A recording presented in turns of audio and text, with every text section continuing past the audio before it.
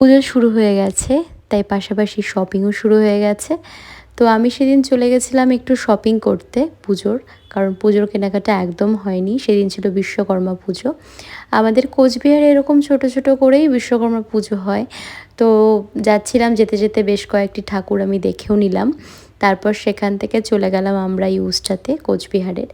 সেখানে গিয়ে দেখলাম বেশ কিছু কালেকশান একদমই মানে ক্যাজুয়াল টাইপের রয়েছে। সেরকম ভালো কালেকশান আমি কোচবিহারের কোনো মলে আমি সেরকমভাবে দেখতে পেলাম না। মানে আমি যে টাইপের ড্রেসগুলো পরি। বাজার কলকাতায় গেলাম, শেষমেশ ট্রেন্ডসে গিয়ে আমার পছন্দ হলো। বাজার কলকাতায় বেশ কয়েকটা জিনিস দেখছিলাম, তোমরা মুখ দেখে বুঝতে পারছো একদম পছন্দ হচ্ছিল না। তো আমি ওকে বললাম আমি পরে অন্য কোথাও থেকে নিয়ে নেব, তুমি এখান থেকে দেখে নাও। ওকে যে আমি বললাম, তারপর শুরু হলো ট্রায়াল দেওয়া। একটার পর একটা শার্ট ট্রায়াল দিয়েই যাচ্ছে আর আমি বাইরে দাঁড়িয়েই আছি।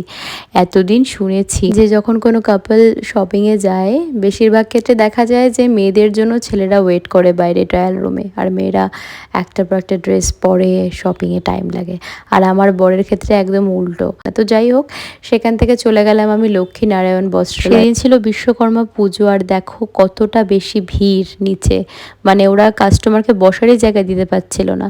তো আমি ফাইনালি সেখানে গিয়ে আমার বেশ দুটো ড্রেস পছন্দ হয়ে গেল। তারপর সেখান থেকে বিলিং কমপ্লিট করে আমি চলে গেলাম হালকা কিছু টিফিন করতে দার্জিলিং মোমোস বলে এই দোকানটাতে। এটা কিন্তু SBF এর একদম পাশেই। সেদিন আমরা প্রথম গেছিলাম, তো ভিড় দেখে গেছিলাম, গিয়ে দেখলাম 10 পিস মোমো এখানে দিচ্ছে। তোমরা ভেজ ফ্রাই মোমো বলো বা ভেজ মোমো বলো, সবই কিন্তু 10 পিস করে।